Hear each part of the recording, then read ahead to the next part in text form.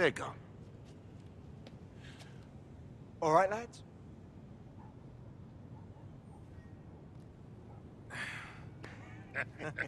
Oh, God. Bet you were gonna put a silencer on that thing. Sully, you've got no sense of drama. Right.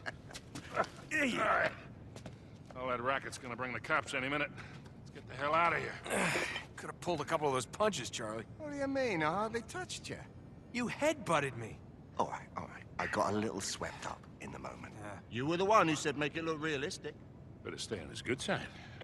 All right, Broados, look sharp. They're coming your way. Don't lose them. Told you they'd take the bait. How long do you reckon before they realize this is a fake? Who cares? Finally flushed them out. And now we just follow him back to their hole. You do realize you make everything sound dirty. I do? Let's get moving. Hey, what's up everyone? PersNikity here, moving on with the Uncharted 3 Brutal Difficulty walkthrough, and this is Chapter 4, Run to Ground. Alright, so you're basically going to have to run and follow Sully here. You're running away from the cops in London, and fortunately for us, Chapter 4 is very simple. But the cool thing is, Chapter 4 is the one that's going to introduce us to gun combat. You know, that's something that we actually haven't seen yet. This game starts you off a bit slower than the other games, so near the end of this video, we are going to finally get to shoot some guys with guns. It's only going to be like 4 guys or maybe 6 guys. So it turns out to be really easy. Chapter 5 is going to be the one that really kind of sets off the tone for the rest of the game. So for now, just kind of enjoy the easy gameplay. All you got to do is some climbing here. This is another short chapter, and it's also going to be interrupted by a pretty large cutscene actually. And the cool thing is we are going to get to see from a character, a beloved Uncharted character. I won't reveal any spoilers even though the game is old, but if you enjoy the franchise, you're going to want to watch this upcoming cutscene, which you can get to simply by running down this street here. Alright. Looks like the coast is clear.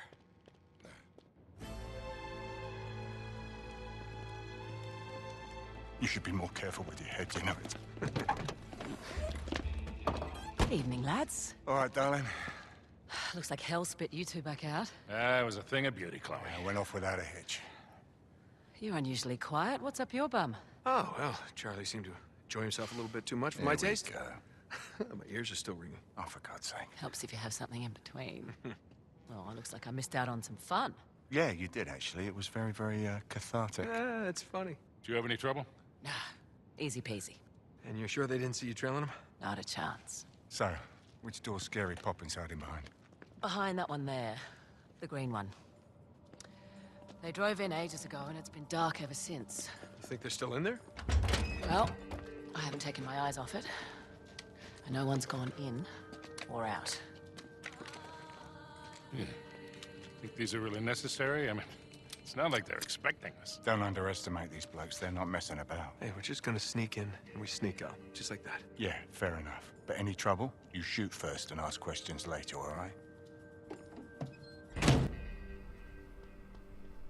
Alright, so I was solely tempted to yes, just pick up Chloe that briefcase is right now there. back in the picture, and you know, this is something that I thought was really cool of Uncharted 3, because so you got to remember first that Uncharted 2, for most of the game we were running around with Chloe, and she was the obvious kind of love interest of Drake. But then of course you run into Elena, old feelings get sparked up, and then by the end of the game, Chloe asks you, do you love Elena? And Drake says yes, and, you know, Drake and Elena stare off into the sunset as the game fades to black, very similar to the first Uncharted. So, of course, the player is left to think, okay, I'm going to go into Uncharted 3, and Drake and Elena are going to be happy together, and, you know, blah, blah, blah. But then, of course, we see this whole thing where that's not the case. So far, Elena's name has not come up, and yet here we are again with Chloe. Now, Chloe seems to be possibly involved with this new character, Cutter, but I thought this was really cool of Uncharted because they, you know, they brought back Chloe. They didn't need to bring back Chloe. Like, Chloe's story was pretty well wrapped up in Uncharted 2. You know, she said, hey, it's fine. You don't have to love me. I'm going to go do my own thing, and that's it. And, you know, but that's just what Naughty Dog does. Naughty Dog knew that people really liked Chloe's character, and so they said, all right, you know what? We can definitely include her in Uncharted 3. And then, you know, it wasn't just stale, though. It wasn't just, oh, hey, let's just, you know, throw in a bunch of characters that people love already. They said, no, let's take it a step further and let's make another new character. And so they made this guy Cutter. And Cutter is a very cool character as well. I really like Cutter. Wait a minute, where did it go? Now, if you remember, if you've played Uncharted 4, there actually is a mention of Cutter. It's very subtle. You really have to kind of be listening to catch it, but it is there. Now, you see that I shimmied over here. I went the wrong way. There is a treasure up there, though, so if you want to get the treasure, by all means, feel free to continue that way. But instead, what you're going to want to do is go to the left here and hop up to this window and actually hop to the other side.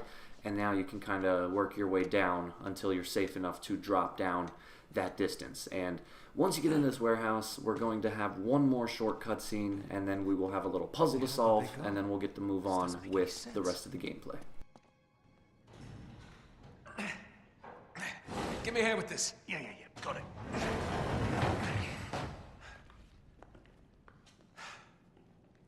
Does anybody see a car? Because I don't see a car. I don't understand. Damn it. You sure this is the right one? Yes, the green door, I'm sure. Nate, we are losing time here. And that damn briefcase is looking better and better. All right, come on. They didn't just vanish into thin air, right? There's got to be an explanation. Just spread out and look around.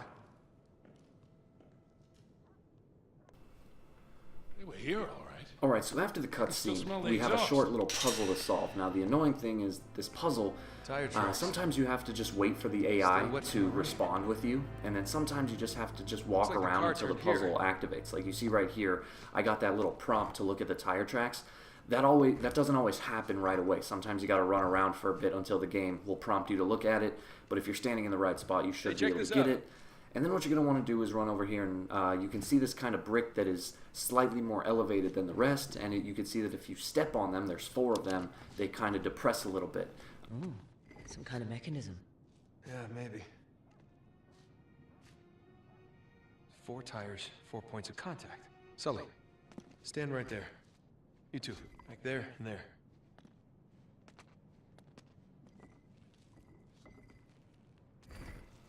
Alright, so yeah, ready?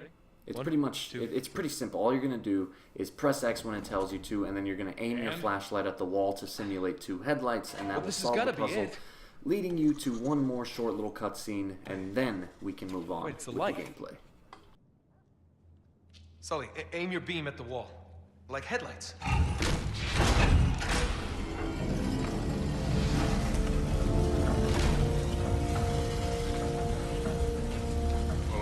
Goddamn cadabra. Nate, just who are we dealing with here? There's only one way to find out. We'll track the car. You head back to the van. We'll try and stay in radio contact. I'll let you know when we get through to the other side, all right? Wherever the hell that is. Just be ready for anything.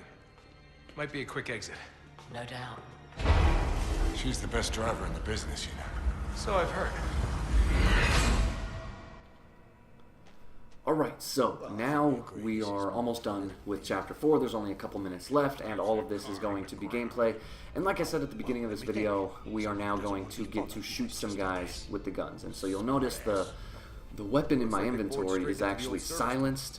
I recommend holding on to that. Just, 1, it's fun to use a silenced weapon, but 2, it could potentially make your life easier later on down the road, but eventually you're going to reach a point where you just have to use an unsilenced weapon anyway, so if you have to ditch it, it's not the end of the world. Now, a couple things to note. Probably the biggest thing is Uncharted is very forgiving with checkpoints. The game gives you a lot of checkpoints during firefights, and one thing that this game actually does is if you die, you will respawn with full ammo, and so believe it or not, sometimes dying is the best way to get through a firefight. So, for example, you're not going to see it here, but in Chapter 5, I was like really low on ammo, and I was approaching this short little firefight with like 3 guys in it, and because the game is very forgiving with checkpoints, you pretty much get a checkpoint before every fight. And so what happened is, instead of fighting these guys, I just ran in and got killed, and then I respawned right there with new ammo, with full ammo. But that's a story for another chapter. The main thing, if you've never played an Uncharted game on Brutal before, or if you've never watched one of my walkthroughs, the thing you're going to want to do is something called alternative cover. I forgot what I called it. But so what alternative cover is notice this. There's 2 enemies in this room right here. Instead of directly taking cover behind this giant thing like you see me doing now, I'm going to step away from it, and then I'm going to aim over the shoulder, and I'm going to switch shoulders to get a good angle, and then I'm going to shoot the enemy. And it's kind of hard to explain. It's something you kind of have to see me doing, and it's something you're going to see me doing practically every chance I get during this walkthrough. But the reason you do it is because on Brutal, you can take about 1 or 2 hits before you're dead. And so what happens is if you're taking regular cover, if you pop up to shoot an enemy, you are fully exposing yourself, and it only takes 1 hit for you to get killed. When you use alternative cover, what you're actually doing is kind of glitching the camera system. Because what you do is you just stand behind an object, and when you aim your weapon, if you properly rotate the camera angle, you can shoot enemies without them being able to physically shoot you. So again, watch what I do here. Instead of taking cover, I'm just going to stand on this side. I'm going to peek over the corner, rotate my camera, and then as soon as the enemies come into play, I'm going to shoot them. And so you see right there, I took them all out, no problem. And this is going to be something that will save your life a ton if you're playing this game as well. And it all just kind of comes from, like, development. You have your reticle in the center of the screen, and if you do it properly, if you rotate your camera angle properly, you can get your reticle to shoot people through objects, and they aren't able to shoot you. So I know it sounds weird, and it sounds like something completely made up, but it's just a way to kind of take advantage of the mechanics of this game. It's something that everyone who's beaten this game on Brutal does. I don't think it's possible without doing it. And it's something I've definitely done in my Uncharted 1 and Uncharted 2 walkthroughs, and it's actually a technique that I've carried over to every third-person shooter that I play.